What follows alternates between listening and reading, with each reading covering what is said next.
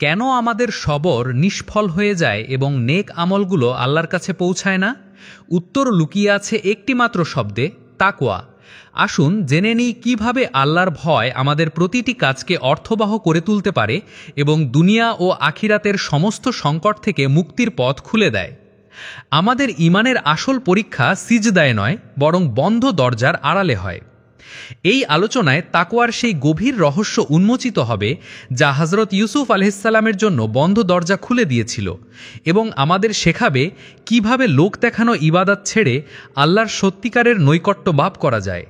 হযরতজি মওলানা সাদ কান্ধালভি দামাত বারাকাতুহুম বয়ানের বাংলা অনুবাদ শুনুন। আমার অত্যন্ত শ্রদ্ধেয় মুরব্বীগণ, বন্ধুগণ এবং প্রিয়জনেরা, সমস্ত নেক কাজের কবুলিয়তের ভিত্তি এবং এক নেক কাজের পর পরবর্তী নেক কাজের চাহিদা, এক আমলের পর পরবর্তী আমলের চাহিদা এবং সমস্ত নেক কাজের কবুলিয়তের ভিত্তি শুধুমাত্র তাকওয়ার ওপর, শুধু তাকওয়ার উপর। নেক কাজের কবুলিয়তের জন্য তাকওয়া শর্ত, আর নেক কাজের তৌফিক বাড়ানোর জন্য তাকওয়া শর্ত। নেক কাজের কবুলিয়ত এবং নেক কাজের তৌফিক বাড়ার কারণও তাকওয়া। কারণ কোনো আমল কবুল হওয়ার আলামত হল মানুষের সেই নেক কাজের প্রতি আগ্রহ বেড়ে যাওয়া। যদি মানুষ একটি নেক কাজ করে তার প্রতি আগ্রহহীন হয়ে যায় এবং এর পরিবর্তে পরবর্তী নেক কাজের প্রতি আগ্রহী হয়ে ওঠে, তবে ধীরে ধীরে তার দিন ইচ্ছার দিনে পরিণত হয়ে যায়। কোনো নেক কাজ করতে করতে সেই নেক কাজের প্রতি মানুষের আগ্রহহীন হয়ে যাওয়া এই কথার আলামত যে সে এই আমলটি কেবল ইচ্ছার বশবর্তী হয়ে করেছে, হুকুম পালনের জন্য নয়। কোনো মানুষের কোনো আমল থেকে সেই আমল করতে করতে সেই আমল থেকে বিরক্ত হয়ে যাওয়া এই কথার আলামত যে আপনি এই আমল থেকে এজন্য বিরক্ত হয়েছেন যে আপনার আমল ত্রুটিপূর্ণ অথবা আল্লাহর কাছে কবুলযোগ্য নয়। রিয়াকার ব্যক্তি তার আমল থেকে ক্লান্ত হয়ে যায়, রিয়াকার ব্যক্তি তার আমল থেকে ক্লান্ত হয়ে যায় এবং রিয়াকার ব্যক্তি আমল থেকে বিরক্ত হয়ে যায়। আমলে অলসতা কেন সৃষ্টি হয়? আমলে অলসতা কেন সৃষ্টি হয়? এর মূল কারণ হলো হয় নিয়তে ত্রুটি আছে অথবা আমলে কোনো ঘাটতি আছে, অর্থাৎ আমল ত্রুটিপূর্ণ অথবা নিয়তে ত্রুটি আছে। তো আমাকে যা বলতে হবে তা হলো নেক কাজের কবুলিয়ত এবং নেক আমলের তৌফিক ও তার প্রতি আগ্রহ বাড়ার আসল ও বুনিয়াদী কারণ হলো তাকওয়া। আল্লাহ তাআলা স্পষ্ট করে বলে দিয়েছেন, আল্লাহ তে কেবল মুত্তাকিদের থেকেই কবুল করেন। অর্থাৎ আল্লাহ তাআলা কেবল তাদের আমলই কবুল করবেন যারা তাদের আমলে ভয় করে। কাকে ভয় করে? কাকে ভয় করে আমল করার সময়? আমল করার সময় ভয়কারীদের আমল কবুল হবে। কারা ভয়কারী? দুই ধরনের লোক আছে যারা ভয় করে। এক তো তারা যাদের আমল আল্লাহর কাছে কবুল হবে না, তারা তাদের আমল প্রত্যাখ্যাত হওয়ার ভয় করে। মানুষ তো মানুষই। আপনি আবু যর রাদিয়াল্লাহুকে জিজ্ঞাসা করলেন, তোমার কি খবর আছে যে সূর্য প্রতিদিন কোথায় সিজদা করে? এই প্রশ্নটি হুজুর আকরাম সাল্লাল্লাহু আলাইহি সাল্লাম করেছিলেন আবু যর গিফারি রাদিয়াল্লাহুকে। আবু যর, তোমার কি খবর আছে সূর্য কোথায় সিজদা করে? তিনি আরজ করলেন, আল্লাহ ও তার রসূলই ভালো জানেন। আমরা কি জানি? আমরা তো কেবল মাগরিবকে জানি যে সূর্য মাগরিবে অস্ত যায়। আমরা তো এর অস্ত যাওয়া মাগরিবেই মনে করি। তিনি বললেন, আবু যর, প্রতিদিন সূর্য আল্লাহর আরশের নিচে গিয়ে সেজদা করে এবং পরের দিন উদিত হওয়ার জন্য আল্লাহর কাছে অনুমতি চায়, আর প্রতিদিন সূর্যকে তার সিজদা কবুল হবার চিন্তা করতে হয়। এটি একটি অদ্ভুত বর্ণনা। শেষ সিজদা যা সূর্য আরশের নিচে আল্লাহকে করবে, তার সেই শেষ সিজদা কবুল হবে না এবং তাকে হুকুম দেওয়া হবে যে এখান থেকেই ফিরে যাও, এখান থেকেই। এই বর্ণনাটি দেখে আমি চিন্তায় পড়ে গেলাম। আমি ভাবলাম, যখন সূর্যের সারা জীবন তার প্রতিদিনের সেজদা এবং প্রতিদিনের উদয়, প্রতিদিন তার উদয় বিভিন্ন জায়গা থেকে হয়, আর তার উদিত হওয়ার সময়ে এক মুহূর্তেরও পার্থক্য হয় না এবং তার মঞ্জিলগুলো প্রতিদিন বদলায়, এবং তার উদয়ের স্থানও প্রতিদিন বদলায়। এটা ভাবার বিষয়। তার উদয়ের স্থান প্রতিদিন বদলায়, তার উদয়ের জায়গা, তার উদয়ের সময় প্রতিদিন বদলায়। তার শেষ সিজদা যা আরশের নিচে হবে, সে সিজদার জন্য অনুমতি চাইবে কিন্তু অনুমতি পাবে না। আল্লাহ তাআলা বলবেন যে এখান থেকেই ফিরে যাও। সে উদিত হওয়ার জন্য অনুমতি চাইবে, তিনি বলবেন যাও, যেখান থেকে তুমি উদিত হও আজ সেখানে গিয়ে অস্ত যাও, আর যেখান থেকে তোমার মাগরিবে অস্ত যাওয়া হয় তোমার উদয় মাগরিব থেকেই হবে। তখন কিয়ামত কায়েম হয়ে যাবে। এটা তার শেষ সিজদা হবে যা কবুল হবে না। এই বিষয়ে যদি কোনো ব্যক্তি চিন্তা করে যে সূর্যের সারা জীবনের সমস্ত মঞ্জিল এবং উদয় অস্তের সময় এবং অস্ত যাবার জায়গা নির্ধারিত আছে, সে আল্লাহর আরশের নিচে সিজদা করে, আল্লাহ তাআলা কখনো রাগান্বিত হয়ে তার আলোকে কেড়ে নেন, তার আলোকে কুসুফে শামস সূর্যগ্রহণ তার আলোকে কেড়ে নেন নিজের রাগের বহিঃপ্রকাশ ঘটানোর জন্য, যাতে আমলকারী মুসলমান এবং আমলকারী মানুষ আল্লাহকে ভয় করে। ভাবুন, আমলকারী মানুষ আল্লাহকে ভয় করে যে আল্লাহ তাআলা রাগের সময় আল্লাহ তাআলা সূর্যের আলোকে কেড়ে নেন। এটা আল্লাহর রাগ হচ্ছে সূর্যের উপর। বলা হয়েছে যে এমন সময় মুসলমানের উচিত ইবাদত, ইস্তেগফার এবং দোয়ায় লেগে থাকা, কারণ এটা আল্লাহ তাআলার রাগের সময়। আল্লাহু আকবার। আমি মাঝে মাঝে ভেবে অবাক হই যে রাগ আল্লাহর সরাসরি মানুষের উপর হচ্ছে, মানুষ তা থেকে শিক্ষা নেয় না। অথচ সূর্যগ্রহণের সময়ে মুসলমানদের ইবাদত, ইস্তেগফার এবং দোয়ার হুকুম রয়েছে।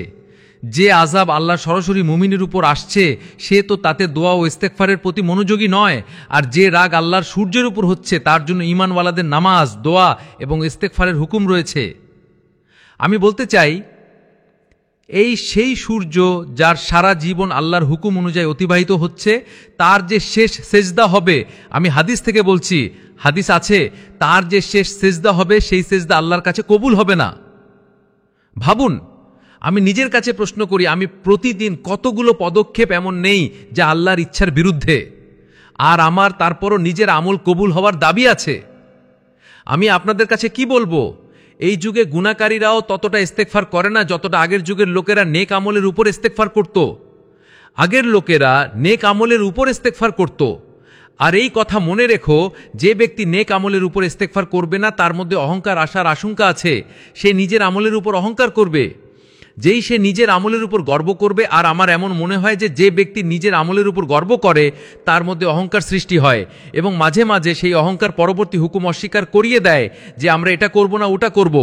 ইবলিসের আদমকে সেজদা না করার এবং আল্লাহর হুকুম অস্বীকার করার কারণ এটাই হয়েছিল যে ইবলিসের ইবাদত থেকে তার মধ্যে যে গর্ব সৃষ্টি হয়েছিল, সেই গর্বই পরবর্তী হুকুম অস্বীকার করিয়ে দিয়েছিল যে না, আমরা আদমকে সেজদা করব না, কারণ আমরা আমলের দিক থেকে তার চেয়ে উত্তম। আমলের দিক থেকে তার চেয়ে উত্তম। সুতরাং আমরা ছোট সামনে ঝুঁকতে পারি না, কারণ আমাদের মর্যাদা তার চেয়ে উত্তম, আমাদের মর্যাদা তার চেয়ে উঁচু। এটা সেই শ্রেণীর মানুষের কথা যাদের মধ্যে ইবাদত থেকে ভয় পয়দা হওয়ার পরিবর্তে অহংকার পয়দা হয়েছে, নম্রতা পয়দা হওয়ার পরিবর্তে তাদের আমলে বড়াই পয়দা হয়েছে। আমি এজন্যই বলছি যে লোকেরা তাদের আমল থেকে ভয় করে যে এটা যেন প্রত্যাখ্যাত না হয়ে যায়। তারা তাদের আমল কবুল হওয়ার শর্তগুলো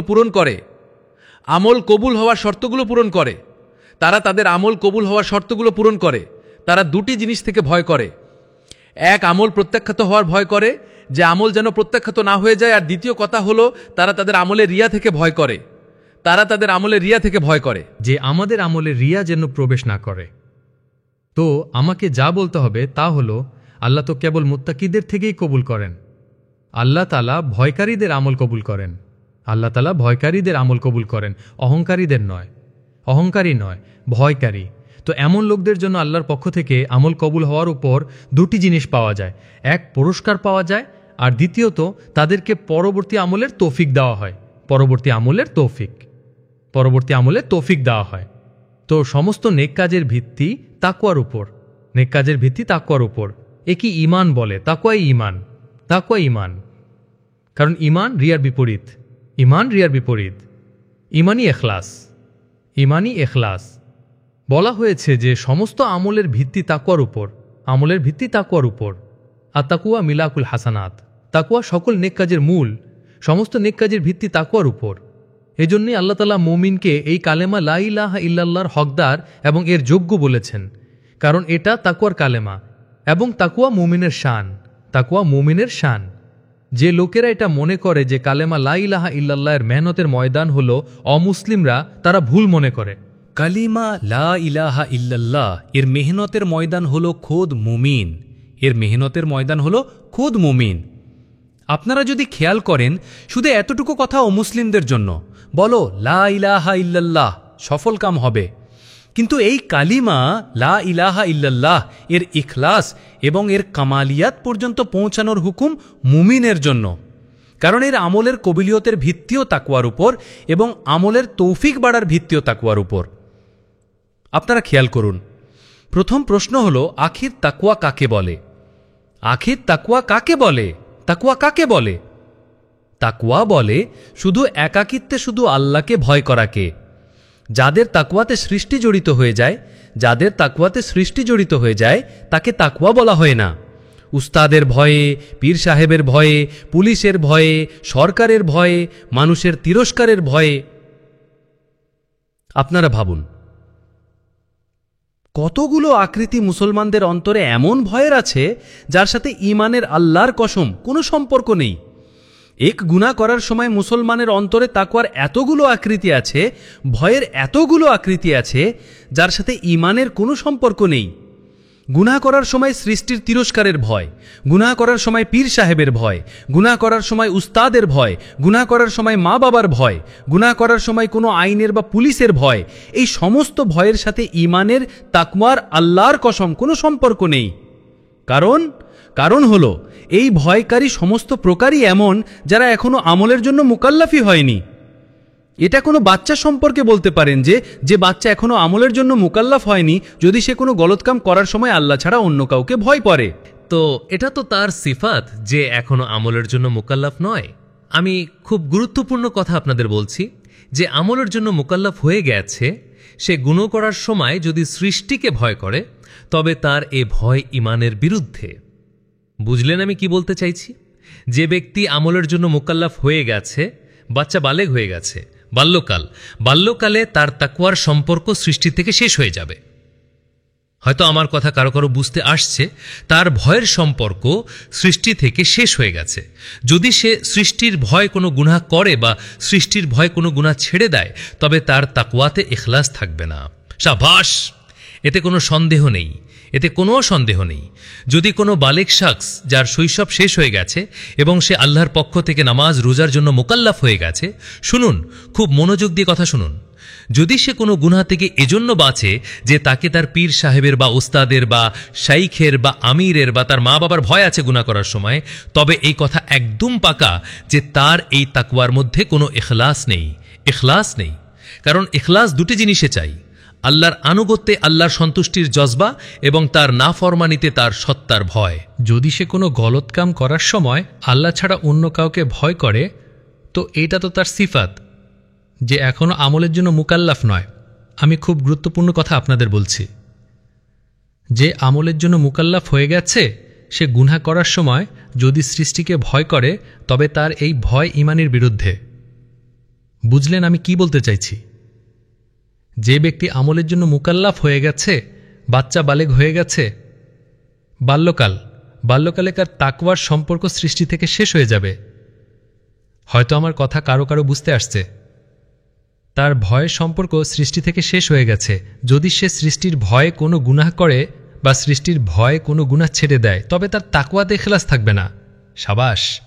এতে কোনো সন্দেহ নেই। যদি কোনো বালেগ শখস যার শৈশব শেষ হয়ে গেছে এবং সে আল্লাহর পক্ষ থেকে নামাজ রোজার জন্য মুকাল্লাফ হয়ে গেছে, শুনুন, খুব মনোযোগ দিয়ে কথা শুনুন, যদি সে কোনো গুনাহ থেকে এজন্য বাঁচে যে তাকে তার পীর সাহেবের বা ওস্তাদের বা শেখের বা আমিরের বা তার মা বাবার ভয় আছে গুনাহ করার সময়, তবে এই কথা একদম পাকা যে তার এই তাকওয়ার মধ্যে কোনো ইখলাস নেই।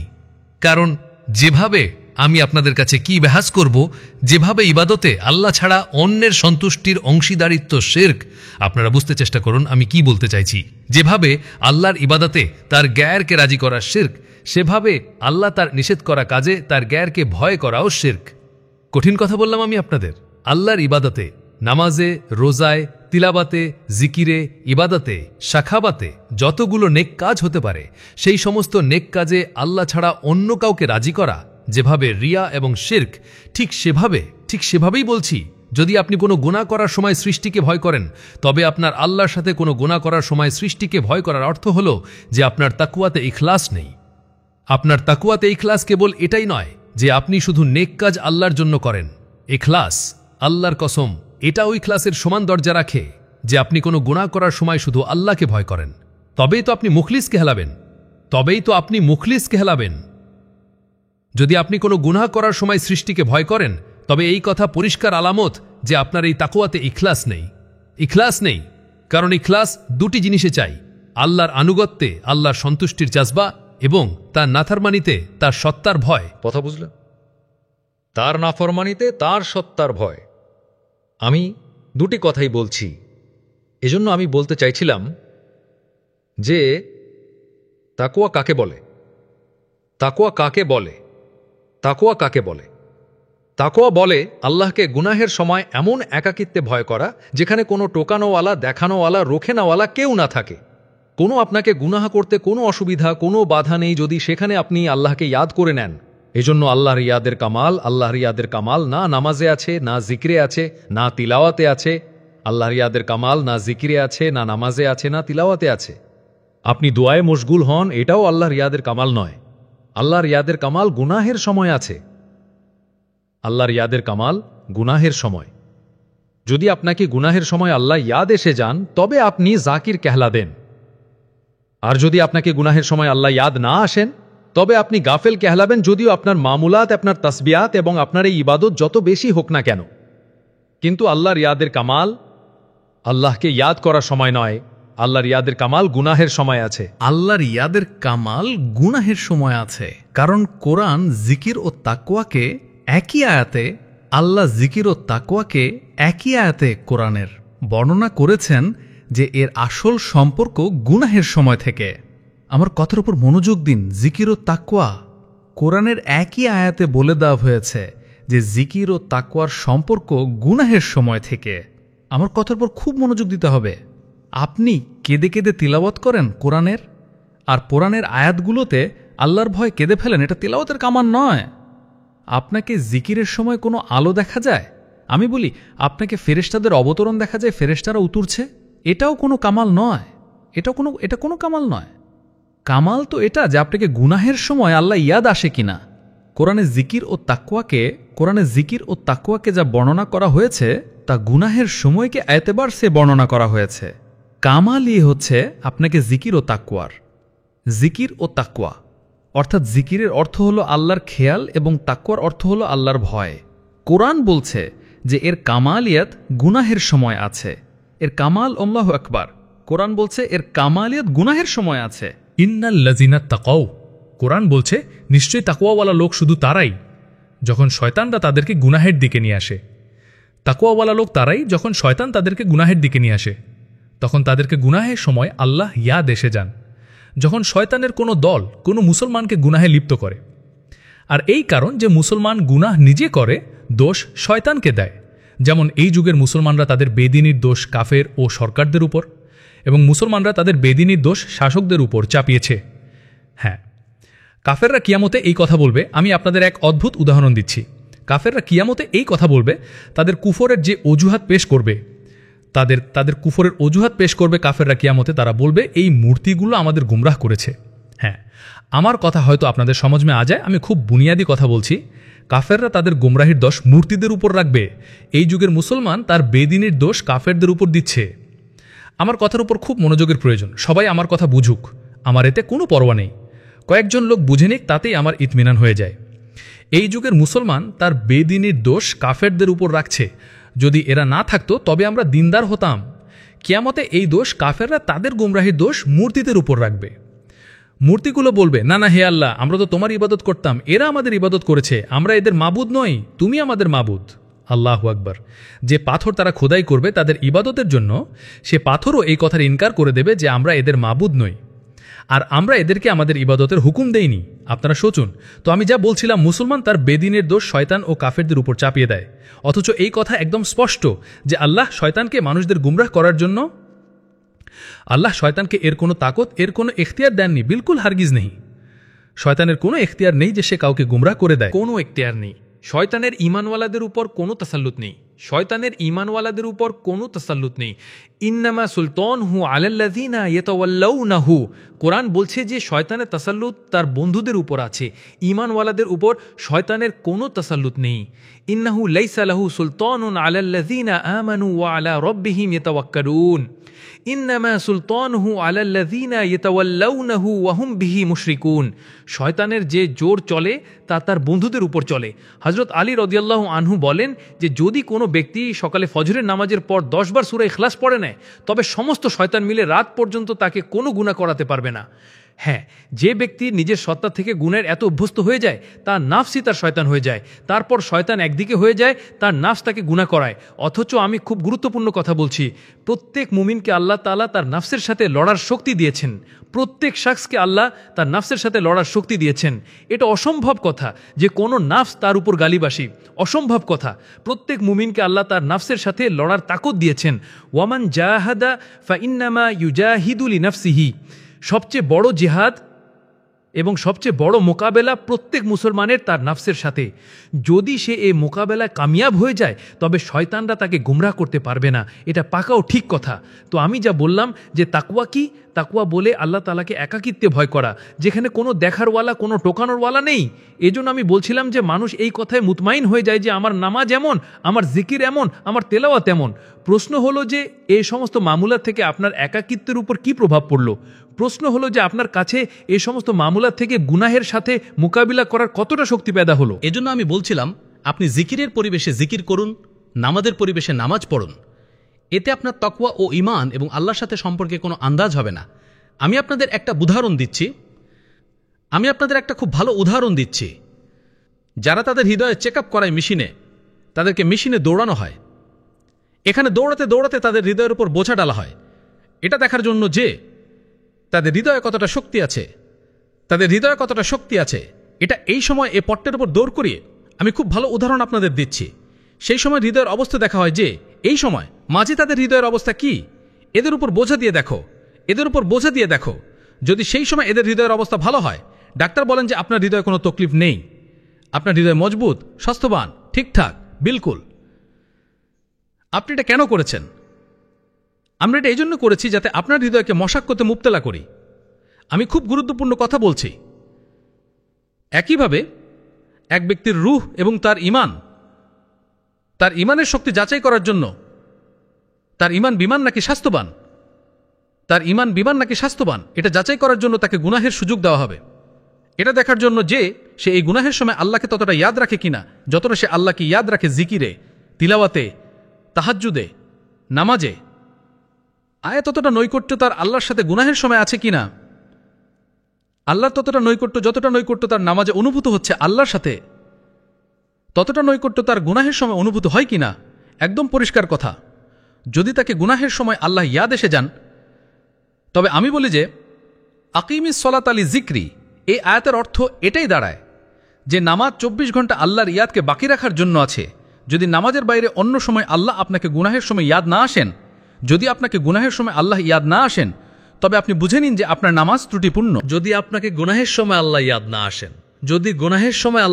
আসেন, তবে এটা এই কথার আলামত যে আপনার নামাজ ত্রুটিপূর্ণ। কারণ নামাজে আল্লাহর খেয়াল আসা এটা নামাজের কামাল নয়। ইসমে কি কামাল আছে? নামাজে তো আল্লাহর খেয়াল আসাই উচিত, এর ছাড়া নামাজ কি? ভাবুন, আপনি ডাক্তারের কাছে সময় নিলেন, কোনো উকিলের কাছে সময় নিলেন, আর আপনি বসে সেই উকিল বা ডাক্তারের সাথে আপনার মামলা বা আপনার রোগের কথা বললেন। তো বলুন, আপনি কি উকিল বা ডাক্তার থেকে গাফিল হতে পারেন? ভাবুন, আমি কত সহজ উদাহরণ দিচ্ছি। আপনি কোনো উকিল, কোনো ডাক্তারের কাছে সময় নিলেন, আর আপনি তার সাথে বসলেন, আর আপনি বললেন যে আমাকে তো পাতাই নেই উকিল কি বলল, আমাকে পাতাই নেই ডাক্তার কি বলল। না, আপনি তো পুরি তারা মনোযোগী হবেন, উকিলের দিকেও ডাক্তারের দিকেও।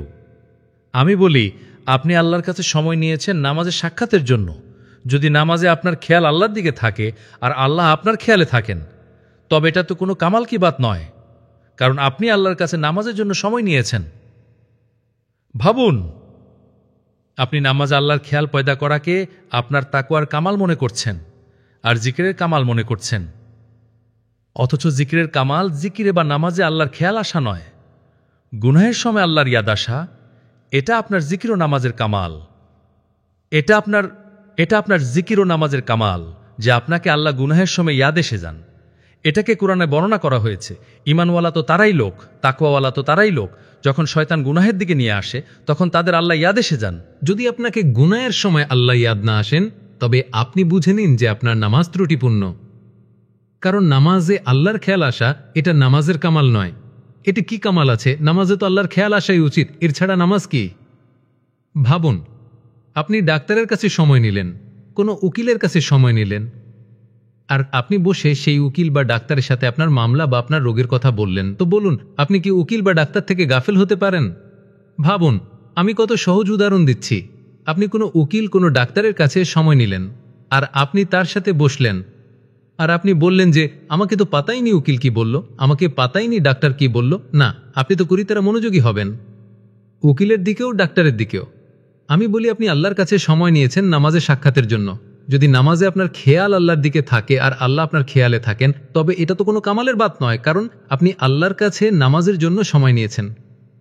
ভাবুন, আপনি নামাজে আল্লাহর খেয়াল পয়দা হওয়াকে আপনার তাকওয়ার কামাল মনে করছেন আর জিকিরের কামাল মনে করছেন, অথচ জিকিরের কামাল জিকিরে বা নামাজে আল্লাহর খেয়াল আসা নয়, গুনাহের সময় আল্লাহর ইয়াদ আসা, এটা আপনার জিকির ও নামাজের কামাল। এটা আপনার জিকির ও নামাজের কামাল যে আপনাকে আল্লাহ গুনাহের সময় ইয়াদ এসে যান, এটাকেই কোরআনে বর্ণনা করা হয়েছে। আমি বলেছি যে তাকওয়া হল আল্লাহর কাছ থেকে একাকিত্বে ভয় করার নাম। তাকওয়া আল্লাহ থেকে একাকিত্বে ভয় করার নাম। তাকওয়া আল্লাহ থেকে একাকিত্বে ভয় করার নাম। যদি কোনো ব্যক্তি কোনো গুনাহ করছে, হঠাৎ করে পর্দা সরে যায় বা দরজা খুলে যায়, বা আমি বলছি পর্দাও নেই দরজাও বন্ধ, যদি আপনার পাত্রে কোনো ইঁদুর এসে চায় আর পাত্রটা তার দ্বারা নড়ে ওঠে, আর আপনার মনে এতটুকু খেয়াল আসে যে হয়তো কেউ এসেছে, বাস। ইবনে আব্বাস রাদিয়াল্লাহু আনহু বলেন যে কোনো সৃষ্টির আসার এই খেয়ালটি সেই জিনা থেকেও বড় গুনাহ যা সে করছিল। ভাবুন আপনি। সুতরাং গুনাহ করা, এতে কোনো সন্দেহ নেই যে গুনাহ একটি খুব বড় গুনাহ, জিনা একটি বড় গুনাহ। কিন্তু আপনি আল্লাহর গ্যারকে ভয় করবেন গুনাহ করার সময়? আপনি গুনাহ করার সময় আল্লাহর গ্যারকে ভয় করবেন? ভাবুন আপনি, যে চোর সৃষ্টির মাল চুরি করছে, সে চুরি করার সময় মালিকের ভয় করে, জিনিসের মালিকের ভয় করে। যে ব্যক্তি আল্লাহর এহকামে খেয়ানত করছে, তার সৃষ্টির ভয় করার কি মানে? ভাবুন, যে ব্যক্তি সৃষ্টির মালে খেয়ানত করছে, সে সেই জিনিসের মালিকের ভয় করে, তাহলে যে ব্যক্তি আল্লাহর এহকামে খেয়ানত করছে, তার মখলুক থেকে ভয় করার কি মানে? তার খালিক থেকে ভয় করা উচিত। যে আমি আল্লাহ তাআলার এই এহকামে খেয়ানত করছি, আমার আল্লাহ থেকে ভয় করা উচিত। আমি তো আগেই বলে দিয়েছি, যদি কোনো গুনাহ করার সময় হঠাৎ কারোর আসার খেয়াল আসে বা কোনো শব্দ শোনা যায় আর আপনার মনে খেয়াল হয় যে কেউ আমাকে দেখলো কিনা, তো ইবনে আব্বাস রাদিয়াল্লাহু আনহু সরাসরি বলেন যে এটা সেই গুনাহ থেকেও বড় গুনাহ যা তুমি করছো। আর যদি কোনো ব্যক্তি কোনো গুনাহ করার ইরাদা করে নেয়, কোনো ব্যক্তি কোনো গুনাহ করার ইরাদা করে নেয়, কোনো ব্যক্তি কোনো গুনাহ করার ইরাদা করে নেয় আর তার জন্য চেষ্টা করে, কারণ আল্লাহ তাআলার অদ্ভুত এক নিয়ম আছে, তিনি তার বান্দাকে গুনাহ থেকে বাঁচানোর চেষ্টা করেন। আল্লাহ তাআলা বান্দার গুনাহের পথে বাধা সৃষ্টি করে দেন, বান্দা চেষ্টা করে সে বাধাগুলো সরিয়ে দেয়। এমন নয় যে সেগুলো সরবে না, সরে যাবে। আল্লাহ তাআলা গুনাহে বাধা সৃষ্টি করে দেন, এটা তার অনুগ্রহ, কিন্তু সেই চেষ্টা করে বাধাটা সরিয়ে দেয়। যে ব্যক্তি গুনাহ করার ইরাদা করে তার জন্য চেষ্টা করে, তারপর সেই গুনাহ করতে নাকাম হয়ে যায়, আল্লাহু আকবার, সেই গুনাহ করতে নাকাম হয়ে যায়, যদি তার যাররা বরাবর দুঃখ হয় যে সে সেই গুনাহে কামিয়াব হতে পারল না আর এই সুযোগটা তার হাত থেকে চলে গেল, তো বলা হয়েছে যে সেই গুনাহ থেকেও বড় গুনাহ আছে যার ইরাদা, যার করার জন্য সে নাকাম হয়ে গেছে। ভাবার বিষয় আছে, গুনাহ করতে পারেনি, গুনাহ করেনি, সে চেষ্টা করেছে। এই চেষ্টার পর যদি দুঃখ হয়, গুনাহ না করার দুঃখ হয়, তো বলা হয়েছে যে তার এর থেকে বড় গুনাহ হয়েছে যার ইরাদা সে করেছিল। যদি সেই কোনো গুনাহ করার ইরাদা করে আর চেষ্টা না করে আর সেটা ছেড়ে দেয়, তাহলে আল্লাহ তাআলা তার কোনো গুনাহ লিখেন না। আর যদি সে কোনো নেক কাজের ইরাদা করে আর তা করতে না পারে, তাহলে আল্লাহ তাআলা তার একটা পুরস্কার লিখেন, আল্লাহ তার একটা পুরস্কার লিখেন। তো আমি বলছিলাম যে আসল তাকওয়ার সম্পর্ক তো একাকিত্বের সাথে, ও তো একাকিত্বের সাথে। তাকওয়া সিফ আল্লাহ থেকে ভয় করা। তাকওয়া শুধু আল্লাহ থেকে ভয় করাকে বলে। মাঝে মাঝে মানুষ তার তাকওয়া জাহির করতে চায়, আর মানুষ তাকওয়া জাহির করতে চায়, আমি খুব গুরুত্বপূর্ণ কথা বলছি, মানুষ তাকওয়া জাহির করতে চায় তার গুনাহ লুকানোর জন্য। গুনাহ লুকানোর জন্য কোরআনে এটার খুব ভালো বর্ণনা করা হয়েছে। কোরআনে বলা হয়েছে, লা তুজাক্কু আনফুসাকুম, নিজেরা নিজেদেরকে নেক আর নিজেদেরকে গুজুর্গ আর নিজেদেরকে খুব গুনাহ থেকে পাকিজা সাবিত করার চেষ্টা করো না, কারণ আল্লাহ বলেন হুয়া আলামু বিমানিত্তাকা, যে আল্লাহ জানেন যে তাকে কে ভয় করে। আল্লাহ মুত্তাকিদেরকে বেশি জানেন। লা তুজাক্কু আনফুসাকুম, তোমরা এমন কোনো কথা বলো না আর এমন কোনো কাজ করো না। আমি খুব গুরুত্বপূর্ণ কথা বলছি, তোমরা এমন কোনো কথা বলো না আর এমন কোনো কাজ করো না যার মাধ্যমে তোমরা তোমাদের তাকওয়াকে জাহির করতে চাও। শুনুন গরসে, এর দুটি উদাহরণ দিচ্ছি, দুটি উদাহরণ পেশ করছি। মানুষ মাঝে মাঝে তার গুনাহের উপর পর্দা ফেলার জন্য তার তাকওয়া জাহির করে। এক সাহেবকে রাস্তায় একটি খেজুর পড়ে থাকতে দেখলেন, এক খেজুর। তিনি সে খেজুরটা তুলে নিলেন আর লোককে ঘোষণা দিলেন, ভাই খেজুরটা কার, ভাই খেজুরটা কার, যাতে লোকেরা শোনে আর তারা বলে যে এই লোকটি কত মুত্তাকি, যে একটি খেজুরও তার মালিকের কাছে পৌঁছাতে চায়। আর অন্য কেউ হলে তো এর পরিবর্তে তো খেয়েই ফেলতো এই খেজুরটা। এই দেখো কত মুত্তাকি লোক, যে সে তার এই একটি খেজুর যা পড়ে থাকতে দেখেছে, এই খেজুরটা তার মালিকের কাছে পৌঁছাতে চায়। একেই বলে নিজের তাকওয়া জাহির করা। এটা বলার জন্য যে আমি এত মুত্তাকি লোক, যাতে লোকেরা আমাকে মুত্তাকি মনে করে, এতে আমার গুনাহ ঢাকা পড়ে যায়। শুনুন, পীর সাহেব তাকে এক চাবুক মারলেন আর বললেন, আচ্ছা, তুই লোককে দেখানোর জন্য যে তুই কত মুত্তাকি এই খেজুরের ঘোষণা দিচ্ছিস, যা এই খেজুরটা তুই খেয়ে নে। উদ্দেশ্য ছিল যে এই খেজুর খেয়ে নেওয়াতে কোনো দোষ ছিল না, আর এই খেজুর তার মালিকের কাছে পৌঁছানো কোনো প্রয়োজন ছিল না। বলেন, আচ্ছা, লোককে দেখানোর জন্য যে তুই আমি কত মুত্তাকি।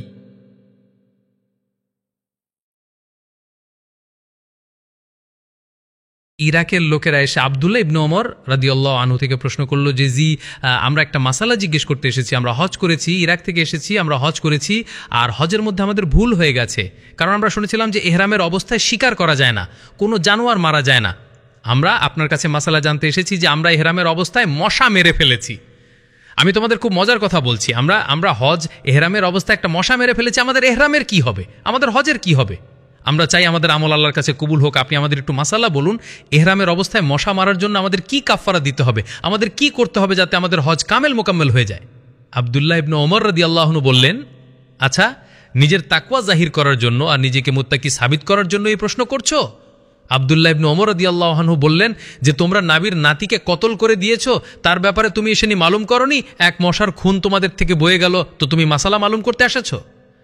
ইয়ে বেদানে গেলে ম্যার্সকে যে মানুষ নিজের তাকওয়া জাহির করে, এক মশা মারার জন্য তাকওয়া জাহির করছে আপনারা, যাতে লোকেরা বলে যে ইরাকওয়ালে বড় তাকওয়াওয়ালা লোক। এক মশা মারার জন্য তারা জিজ্ঞেস করতে এসেছে যে এহরামের কি হবে, আমাদের হজ সহি হলো কিনা। বললেন, আচ্ছা, মশার মাসালা তো জিজ্ঞেস করছো, আর আপনি সৈয়দনা হুসাইন রাদিয়াল্লাহু আনহুর নাতিকে কতল করে তোমাদের থেকে মাসালা মালুম হলো না? ওমর রাদিয়াল্লাহু তাআলা আনহু এহরাম বাঁধা অবস্থায় একদম তৈরি ছিলেন, আর যাচ্ছিলেন বাইতুল্লাহর দিকে। অজুর প্রয়োজন হলো, অজু করার জন্য এহরাম খুললেন, চাদর খুললেন, আর খুলে ওমর রাদিয়াল্লাহু তাআলা আনহু এক খুঁটিতে টাঙালেন। সেই খুঁটির উপর কবুতর বসা ছিল। তিনি যখন তার এহরামের চাদর খুঁটিতে টাঙালেন, কবুতর সেখান থেকে উড়ে গেল। ওমর রাদিয়াল্লাহু তাআলা আনহুর চাদর লাটকানোর কারণে, ওমর রাদিয়াল্লাহু তাআলা আনহুর উদ্দেশ্য তো কবুতর উড়ানো ছিল না, চাদর রাখা ছিল সেখানে। তিনি যখন তার দিকে বাড়লেন, তাতে চাদর লটকানে লাগলেন, তো যে কবুতর খুঁটিতে বসা ছিল সে উড়ে গেল সেখান থেকে, আর উড়ে সেই ঘরে অন্য খুঁটিতে গিয়ে বসল। সেই খুঁটিতে আগে থেকেই এক সাপ ছিল, সেই সাপে এই কবুতরকে দংশন করল, এতে কবুতর মারা গেল। ওমর রাদিয়াল্লাহু তাআলা আনহু সমস্ত সাহাবা ও ফুকাহাদেরকে জমা করে নিলেন। বলো, জি, আমার এহরামের কি হলো? ভাবুন আপনি, আমি কারণ হয়েছি, এই কবুতরের মৃত্যুর কারণ আমি হয়েছি।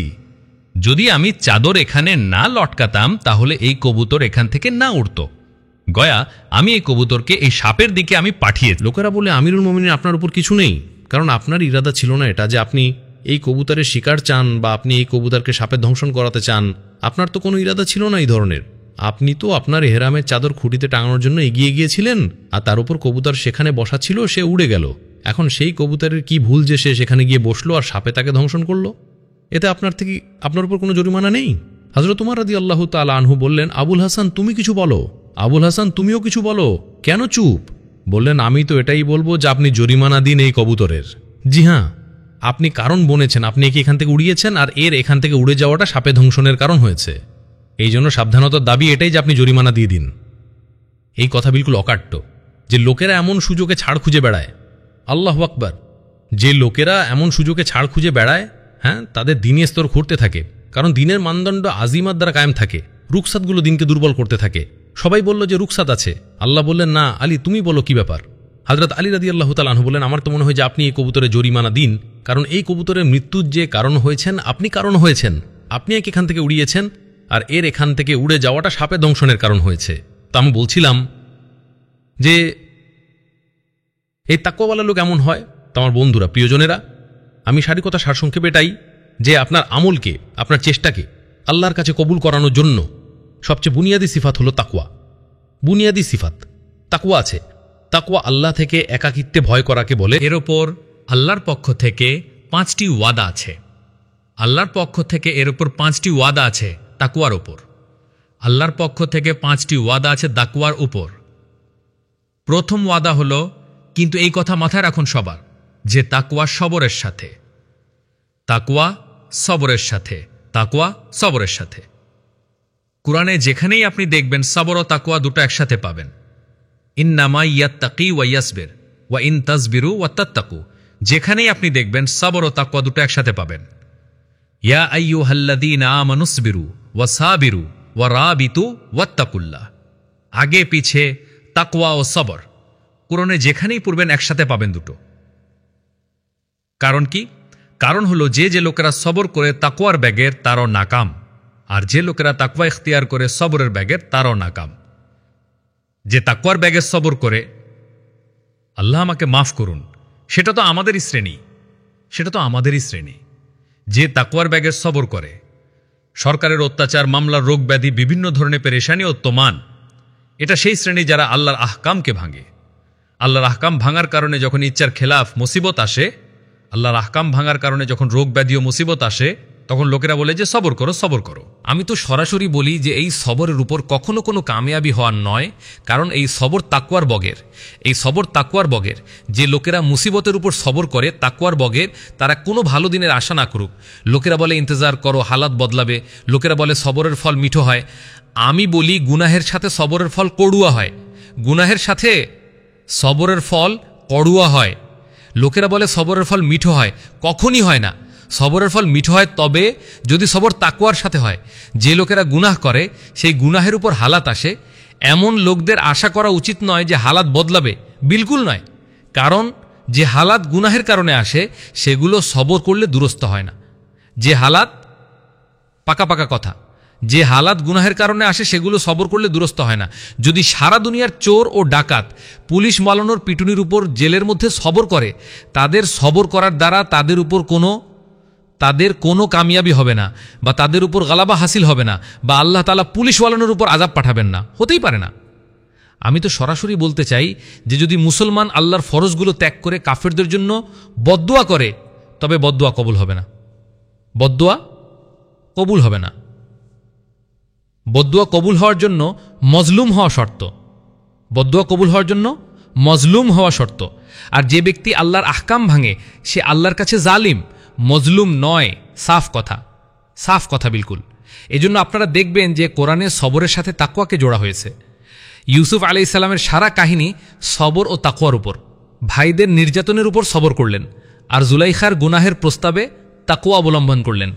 আল্লাহ এই সবরের উপর ভাইদেরকে তো মুহতাজ করে তাবে করে দিলেন, আর জুলেখার সাথে তাকওয়া অবলম্বন করার কারণে আল্লাহ জুলেখাকে অধীন করে দিলেন। এই সবর ও তাকওয়া ইউসুফ আলাইহিস সালামের সারা কাহিনী শেষে এসে এই আয়াতের উপর শেষ হচ্ছে, ইন্নামাই ইয়াত্তাকি ওয়া ইয়াসবির। যে ব্যক্তি সৃষ্টির নির্যাতনের উপর সবর করে তাকওয়ার সাথে, তো আল্লাহ তাআলা এমন লোকদের জন্য বের হওয়ার রাস্তা বানিয়ে দেন। তো আমি যা বলছিলাম যে সবর ও তাকওয়া এই দুটো জিনিস আসল, যা জমা করতে হবে। লোকেরা সবর করছে হালাতের উপর, পেরেশানির উপর, নির্যাতনের উপর, কিন্তু এই সবর তাকওয়ার ব্যাগের হচ্ছে। যেমন মুজরিম পুলিশের পিটুনির উপর সবর করে থাকে আর কামিয়াবি হয় না, কারণ তার হচ্ছে শুধু সবরের উপর কামিয়াবি হবে না, তার জন্য তাকওয়া শর্ত। চোর চুরি করেছে, তার উপর যে তাকলিফ, যে যন্ত্রণা দেওয়া হচ্ছে, সেই যন্ত্রণার উপর সবর করার দ্বারা কামিয়াবি হাসিল হবে না। কারণ চোরের মধ্যে সবর তো আছে, তাকওয়া নেই। চোরের মধ্যে সবর আছে, তাকওয়া নেই। চোর সবর তো করছে, তাকওয়া নেই। আমি তো বেতাকুল্লুফ আপনাদের কাছে বলছি, এই যুগে মুসলমান হালাতের ওপর এবং গায়েরদের পক্ষ থেকে আসা যন্ত্রণার উপর সবর তো করছে, কিন্তু তাকওয়া নেই। পরিষ্কার কথা, যে আহকাম ভাঙার কারণে হালাত বিগড়েছে, সে হালাত সবর করার দ্বারা দুরুস্ত হবে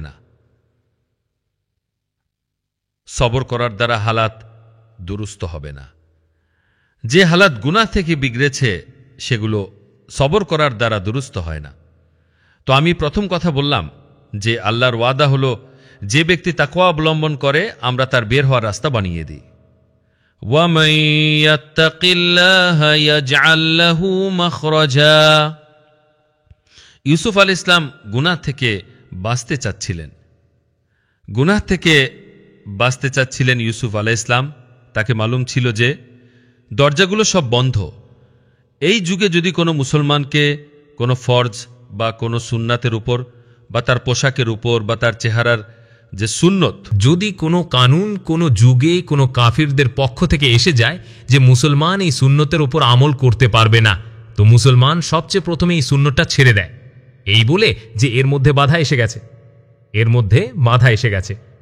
আমি বলছি আপনাকে, বেতাকাল্লুফ বলছি, যে আপনি এই বাধার কারণে আল্লাহর কাছে মুজরিম মাজুর নন। ওনার কাছে প্রশ্ন এই কথার যে এই বাধার বাবজুদ আপনি কি চেষ্টা করেছেন, কি পদক্ষেপ নিয়েছেন আপনি? আপনি কি, আমি একটা প্রশ্ন করি, সবার কাছেই করি, আপনার বাবার মাকান আপনার গ্রামে, আপনি শহরে চলে এসছেন, আপনার দাদুর মাকানে কেউ কবজা করে নিয়েছে, পিছনে ভুয়া কাগজ বানিয়ে নিয়েছে, অরিজিনাল কাগজ বানিয়ে নিয়েছে পাকা, আর আপনার মাকানে কবজা করে নিয়েছে। আপনি মাকান ছেড়ে দেবেন নাকি এর জন্য মামলা লড়বেন? কি করবেন আপনি? আপনার বাবার দাদুর মাকানের প্রতি সেই ভালোবাসা আছে? 50 লাখের মাকান আছে, আপনি 50 লাখ দেবেন উকিলকে যে আমাকে আমার মাকান ছাড়িয়ে দিন যেভাবেই হোক? ভাবুন, আপনি যখন বাতেই লোক কুফর আপনার থেকে কোনো সুন্নত ছাড়ার দাবি করে, আপনি সহজেই ছেড়ে দেন। আপনি বলেন হ্যাঁ নিয়ে যাও, কোনো ব্যাপার না, সুন্নতি তো এটা কোনো। কোরআনে যাদেরকে সবচেয়ে খারাপ লোক বলা হয়েছে, যাদেরকে কোরআনে সবচেয়ে খারাপ লোক বলা হয়েছে যে তারাই লোক যারা দিন দিয়ে দুনিয়ার সদা করে নেয়, যে হ্যাঁ জি আপনি দিন নিয়ে যান, দুনিয়া আমাকে দিন। আমি তো বেতাকাল্লুফ আপনাদের কাছে বলছি, যদি কোনো কোম্পানিতে বা কোনো বিভাগে কোনো সুন্নত ছেড়ে দিয়ে আপনি নৌকরি পান, তো আপনি সেই সুন্নত বিক্রি করে দুনিয়া খাড়িচ্ছেন। আপনি সুন্নত বিক্রি করে দুনিয়া খাড়িচ্ছেন। আপনি আপনি আপনি দুনিয়ার সাথে মামলা করছেন দিনের, যে আমাদের দিন নিয়ে নাও, আমাদের এর বদলে দুনিয়া দিয়ে দাও। কোরআনে জায়গায় জায়গায় এটাকে শক্তির সাথে ওয়ালা তাশতারু বি আয়াতি থামানান কালিলা, কোরআনে জায়গায় জায়গায় বর্ণনা করা হয়েছে যে দেখো কখন এমন করো না, সবচেয়ে বড় দুনিয়ার কোনো জিনিস হোক আর তাকে কোনো সুন্নতির বদলে সেই দুনিয়ার সাথে মামলা করো না। কোরআনে জায়গায় জায়গায় এটাকে মানা করা হয়েছে। তো আমি এক উদাহরণ দিয়েছি, আপনার দাদুর মাকান হোক আর তার উপর কেউ কবজা করে নেয়, তো আপনি উকিলদার করাবেন, চেষ্টা করবেন, টাকা খরচ করবেন, আমার মাকান যাচ্ছে, ভাবুন আপনি।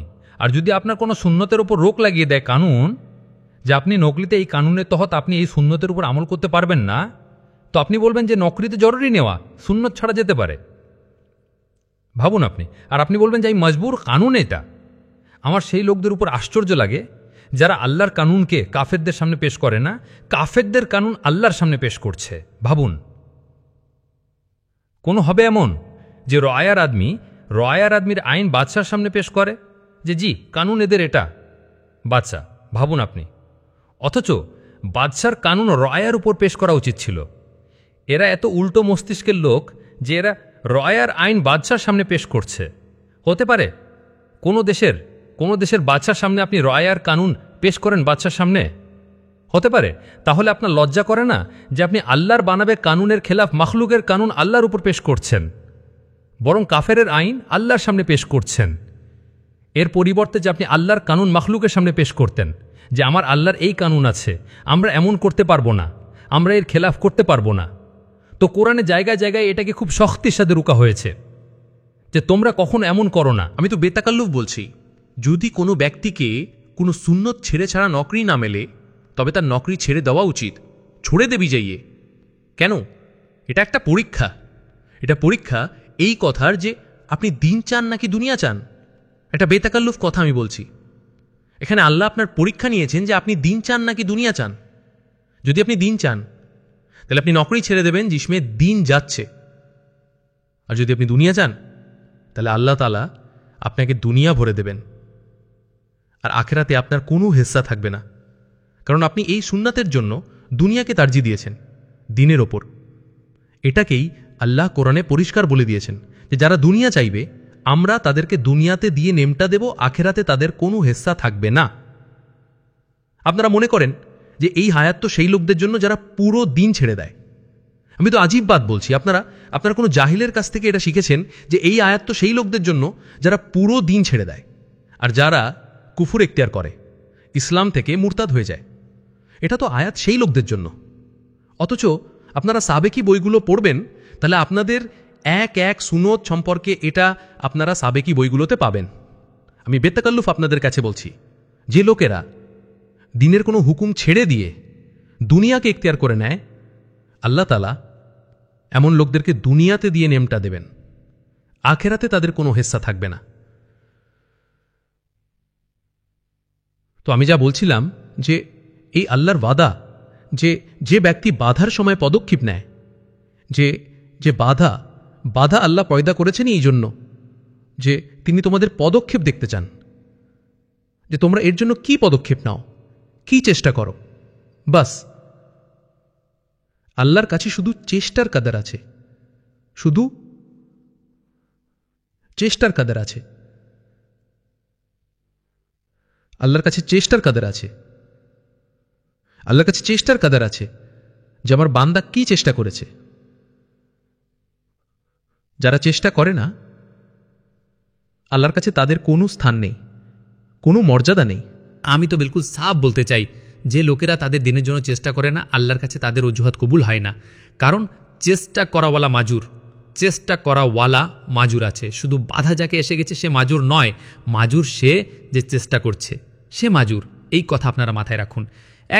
এক ব্যক্তি নামাজে দাঁড়াতে পারে না, মাজুর আছে, তো বলা হয়েছে যে তাকে কিয়ামের যে পুরস্কার মিলবে তা এর ওপর মিলবে যে তার মন চাচ্ছে যে কাশ আমি দাঁড়াতে পারতাম, কাশ আমি দাঁড়িয়ে নামাজ পড়তে পারতাম। তার এই মন চাওয়া যে কাশ আমি দাঁড়িয়ে নামাজ পড়তে পারতাম, বাস এই মনের চাওয়ার উপর আল্লাহ তাকে বসে নামাজ পড়ার মধ্যে কিয়ামের পুরস্কার দেবেন। আমি তো আপনাদের সহজ করে কথা বলছি। যদি সে বলে যে এই চলো আলহামদুলিল্লাহ আমি বসে নামাজ পড়বো, এখন অজুহাত এসে গেছে, তাহলে তাকে কিয়ামের পুরস্কার মিলবে না বসে থাকার মধ্যে? বসে থাকার মধ্যে কিয়ামের পুরস্কার তাকেই মিলবে যে দাঁড়াতে চায়। আমি আপনাদের উদাহরণ দিচ্ছি, যে মুসলমান যদি সরকারের কানুন তাকে কোনো সুন্নত থেকে রোক দেয় আর সে বলে যে আমি মাজবুর, তো আল্লাহর কাছে তার গুনাহ হবে, সে মাজুর নয়, কারণ সেই সুন্নতের জন্য চেষ্টা করেনি।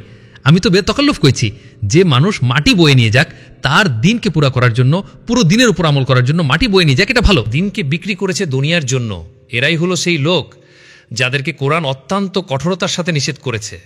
আর এমন লোকদের কোরআন অনেক নিন্দা করেছে, যে এমন লোকেরা নিকৃষ্টতম লোক। দুনিয়াকে আখিরাতের উপর প্রাধান্য দেওয়া এটাই হলো তা। তাদের জান্নাত, দোজখ, কবর সব কিছুর উপর বিশ্বাস আছে, কিন্তু তারা দুনিয়াকে আখিরাতের উপর প্রাধান্য দিয়েছে। এরা তারাই যারা দিনের ওপর দুনিয়াকে প্রাধান্য দেয়। দিনের সম্পর্ক আখিরাতের সাথে, দুনিয়ার সম্পর্ক দুনিয়ার সাথে, একদম সোজা কথা। এরপর বলা হয়েছে আমাদের ওয়াদা আছে, যদি তুমি বেঁচে পালাতে যাও, যদি তুমি পদক্ষেপ নাও, দরজা আমি খুলে দেব। ইউসুফ আলাইহিসসালাম যে দরজার কাছে যেতেন, তার তালা, তার ছিটকিনি তার পৌঁছানোর আগেই খুলে যেত। অবাক কাণ্ড ছিল যে তিনি বাইরে কিভাবে বের হলেন। ওয়াগাল্লাকাতিল আবওয়াব, সে জুলেখা দরজাগুলোতে তালা লাগিয়ে দিয়েছিল যাতে অন্য কেউ খুলতে না পারে, তিনি নিজেও খুলতে না পারেন। ভাবুন আপনি। কিন্তু তিনি যে দরজার কাছেই পৌঁছাতেন তার পৌঁছানোর আগেই দরজা খুলে যেত। এটা তো ওয়াদা, যে তাকওয়া অবলম্বন করবে আমরা তার বের হওয়ার রাস্তা বানিয়ে দেব। আমি বলেছি প্রথম ওয়াদা এটি, মাইয়াত্তাকিল্লাহা ইয়াজআল লাহু মাখরাজা, যে আল্লাহকে ভয় করে তিনি তার মুক্তির পথ বের করে দেন। আমি তো খোলাখুলিভাবে আপনাদের বলছি, মুসলমানদের দিনের মধ্যে যত প্রতিবন্ধকতা আছে, আর তাতে আল্লাহ তাআলার সাহায্য কাফেরের মোকাবেলায় মুসলমানের হচ্ছে, আর তাতে আল্লাহ তাআলার সাহায্য কাফেরের মোকাবেলায় মুসলমানের হচ্ছে না। আর মুসলমান প্রতিদিন বিধান ভাঙতেই চলেছে। কলেজে নিয়ম হলো যে কলেজে এই সময় পড়াশোনা হবে, নামাজের সময় হয়েছে, কিন্তু নামাজের জন্য ছুটি পাওয়া যাবে না। নামাজ যদি আপনি কলেজের পড়াশোনার জন্য কাজা করেন, তাহলে আপনি হারাম কাজ করছেন। আপনি হারাম কাজ করছেন। এই শিক্ষায়, এই পড়াশোনায় খোদার কসম কখনো কোনো বরকত, কোনো সম্মান, কোনো সহজতা, খোদার কসম পাওয়া যাবে না। এমন ব্যক্তিকে আল্লাহ তাআলা কাফেরের মতো করেই লালন পালন করবেন। পাকা পাকা কথা, আল্লাহ এমন ব্যক্তিকে কাফেরের মতোই লালন পালন করবেন, কোনো সুবিধাই হবে না। আপনার ওপর নামাজ ফরজ, আপনার নামাজ কাজা হওয়ার জন্য শুধু একটি কারণই আছে, আপনি যেন বেহুশ হয়ে যান। আপনি বেহুশ হয়ে গেছেন। আপনি যদি বেহুশ থাকেন তাহলে আপনার ওপর নামাজ ফরজ নয়, এর কাজা আপনি আদায় করে নেবেন। শুনুন আপনি, নইলে স্পষ্ট বর্ণনা আছে যে ব্যক্তি আসরের নামাজ ইচ্ছাকৃতভাবে কাজা করে দেয় তার জীবনের পেছনের সমস্ত আমল বরবাদ হয়ে যায়। আসরের নামাজ ইচ্ছাকৃতভাবে যদি কাজা করে দেয়, জীবনের সমস্ত আমল, জিকির, তেলাওয়াত, তাহাজুদ, ইবাদত, হজ, ওমরা সব বরবাদ হয়ে যায় পেছনের, কারণ তুমি ইচ্ছাকৃতভাবে আসর কাজা করেছ। এই হাদিসগুলোর আলেমরা হাদিসের ভাণ্ডার থেকে নির্বাচন করেছেন। হাদিসের ভাণ্ডার থেকে 3টি হাদিস আলেমরা নির্বাচন করেছেন হাদিসের ভাণ্ডার থেকে। একটি আল্লাহর হক সম্পর্কে নেওয়া হয়েছে, একটি তার বান্দার হক সম্পর্কে নেওয়া হয়েছে, আর একটি হলো উম্মতকে এই হকগুলোর উপর আনার জন্য যে বাস্তব প্রচেষ্টা, উম্মতকে এই হকগুলো আদায় করার পথে আনার যে বাস্তব প্রচেষ্টা, আল্লাহর দ্বীনের প্রচেষ্টা, তা থেকে একটি বর্ণনা নেওয়া হয়েছে। 3টি বর্ণনা নির্বাচন করা হয়েছে আলেমদের দ্বারা।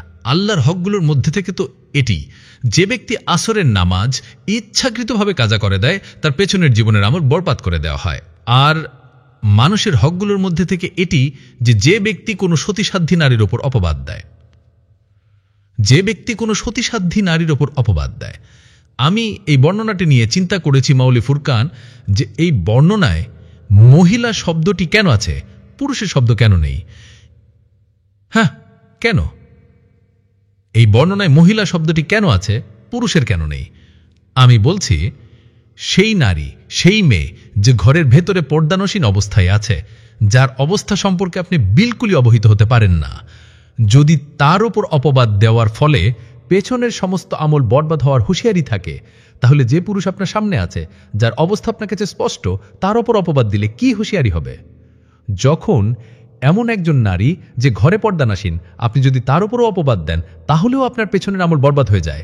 যার অবস্থা সম্পর্কে আপনি অবহিত হতে পারেন না, তার উপর অপবাদ দেওয়া একটি অসম্ভব ব্যাপার। যখন তার সম্পর্কে এই কথা বলা হয়েছে, তাহলে আমি বলি, পুরুষ এরা তো আপনার সামনেই ঘোরাফেরা করে, আপনি যদি তার উপর অপবাদ দেন, তাহলে কি হুঁশিয়ারি হবে? এজন্যই আমি বলেছি যে এই বর্ণনার মধ্যে পুরুষের উল্লেখ নেই, নারীর উল্লেখ আছে, কারণ নারীর ওপর অপবাদ দেওয়া সহজ নয়, কারণ নারীর অবস্থা সম্পর্কে আপনি অবহিত হতে পারেন না। আমি একটি উদাহরণ আপনার সামনে পেশ করছি। বর্ণনা এটি আছে, কোন সতীসাধ্যী নারীর ওপর আপনি মিথ্যা অপবাদ দেন, তো বলা হয়েছে যে এমন ব্যক্তির পেছনের জীবনের সমস্ত আমল বরবাদ করে দেওয়া হয়। এটা বান্দার হক থেকে নেওয়া হয়েছে। আসসালামু আলাইকুম আমার প্রিয় শ্রদ্ধেয় সাথী ভাই, দোস্ত বুজুর্গ, বায়নাত মিডিয়া থেকে আপনাকে আন্তরিক কৃতজ্ঞতা জানাই। আপনারা দেখেছেন হজরতজি মাওলানা সাদ কান্ধালবি হাফিজাহুল্লাহর বয়ানের বাংলা অনুবাদ। মাশাআল্লাহ, আপনারা আমাদের প্রতিটি ভিডিও দেখেন। আল্লাহ তাআলা আমাদের সবাইকে জাযা খায়ের দান করেন এবং হজরতজির কথাগুলোর উপর আমল করার তৌফিক দান করেন, আমিন। সেই সাথে অনুবাদে কোনো প্রকার ভুল ত্রুটি হলে ক্ষমার দৃষ্টিতে দেখবেন। হজরতজির বয়ানের নিয়মিত বাংলা তর্জমা শুনতে আমাদের এই চ্যানেলটি সাবস্ক্রাইব করে রাখুন। জাযাকুমুল্লাহ খাইর।